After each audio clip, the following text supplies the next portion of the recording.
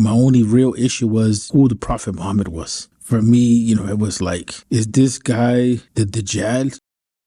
My name is Yusuf Rios, originally from Philadelphia, Puerto Rico. Came from a pretty religious background. My father's side was Protestant Pentecostal. My mother's side was Catholic. I'm a 80s baby, so I saw massive changes take place, especially within the inner city. And I'm from that middle generation between the 60s, 70s, and the 90s. I was one of those children that lived through the war on drugs. Islam there's always a question that, you get asked as a person that comes into Islam. And the more that I study it, I see that it was like a very long process. There was drop of exposure to Islam from an early age. I can remember seeing things about Islam as a young person. And then I started to pursue understanding Islam because I wanted to know who Jesus was. So that took me to Palestine and so on and so forth. I was trying to figure out who Jesus was actually. The reality of Islam as a lived way of life, it wasn't just, in the church type of concept. It was like a lifestyle. That was one of the major flipping points that flipped me from Christianity to Islam.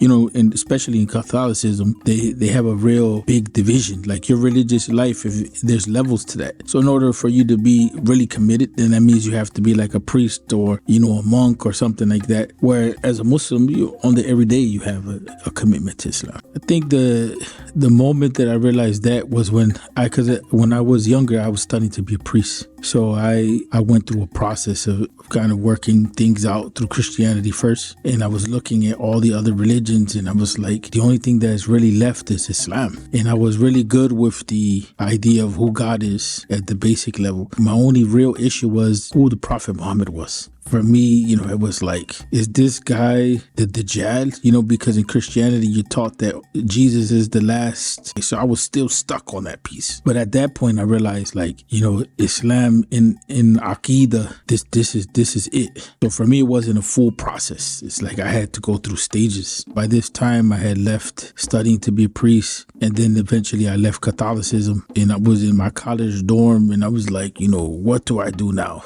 I want to be religious, but I don't have any commitment to this anymore. Firstly, my going to study to be a priest, it was part of my commitment for a greater spiritual journey. So that question of why do you believe in Jesus?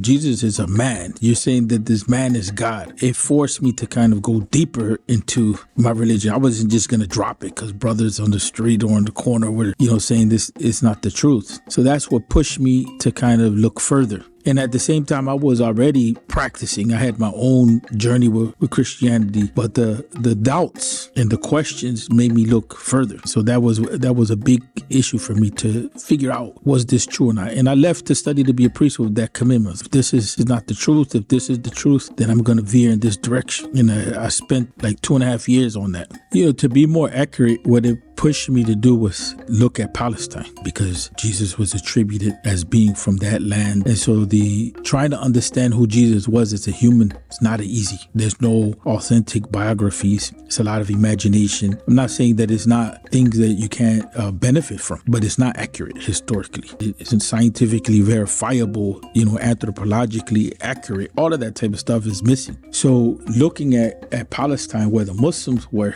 gave me the opportunity to kind of think through the whole question of who Jesus is. The reality of the situation is that the more that you look at, especially Palestine, you see that Jesus, first of all, he lived very similar. What was known as Palestinian culture, especially, talk about being a shepherd, living off the land. So the more that I looked, the more that I realized Islam has something to say about who Jesus is. And Jesus is fundamentally a part of Islam. Islam does not deny Jesus' existence. As a matter of fact, it gives Jesus and his mother a huge role in the Quran. So that was major.